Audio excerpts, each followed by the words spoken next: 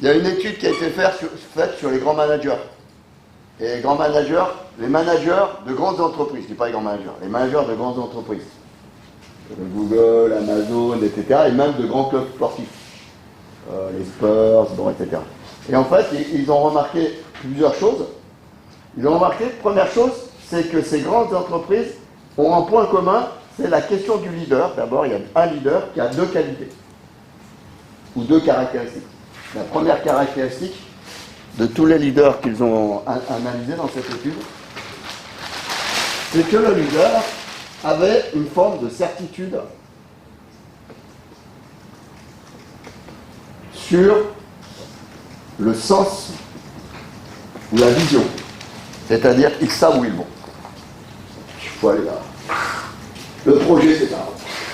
Ce qui est stratégique dans l'environnement, c'est ça. C'est, je sais pas moi, Steve Jobs qui disait, ouais, c'est ça qu'il faut inventer. Ouais, c'est ça qu'il faut faire. Amazon qui dit, c'est ça qu'il faut développer. Bon, ils ont une certitude sur, montez dans l'avion, je vais vous dire où on va. Et puis, ils ont une autre qualité qui contrebalance un peu celle-ci, c'est une grande humilité. L'humilité, c'est de dire, en fait, je sais où je vais, mais je peux me remettre en question régulièrement. Par exemple, le PDG d'Amazon, il fait des réunions avec ses cadres, et il dit, il y a un principe dans les réunions, c'est que vous devez m'apprendre un truc à chaque réunion. Vous devez m'apprendre une nouveauté dans chaque réunion. Ça veut dire que je ne sais pas tout. Je ne connais pas tout. Donc, c'est cette question-là qui est, je sais où il faut aller, et putain, quand tu me dis ça, ouais, putain, ouais, alors là, j'intègre ça. Attention, dans la manière de faire.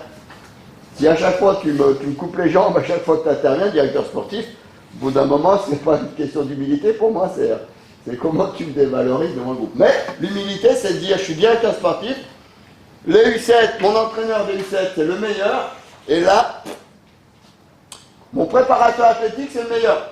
Mais je ne connais pas tout en préparation athlétique, et là, je suis capable de te le dire.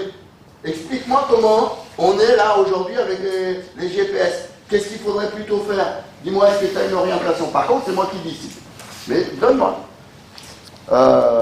C'est ce que disait Onesta. Onesta disait, si je recrute un coach, pour moi c'est le meilleur. Ou un adjoint. Pour moi c'est le meilleur. Et il doit savoir que c'est le meilleur. Et je dois lui dire que c'est le meilleur. Par contre, si je lui dis que ce qu'il fait c'est pas bien, ou s'il vient me demander un conseil, il me dit il y a un problème. Bah, parce que puisque c'est le meilleur, il est meilleur que moi. Donc s'il vient me demander un conseil sur son métier, il y a un problème. Par contre, il vient me donner des informations dans mon projet, et c'est moi qui valide, c'est moi qui oriente, c'est moi qui dis c'est bon ou pas. Ouais.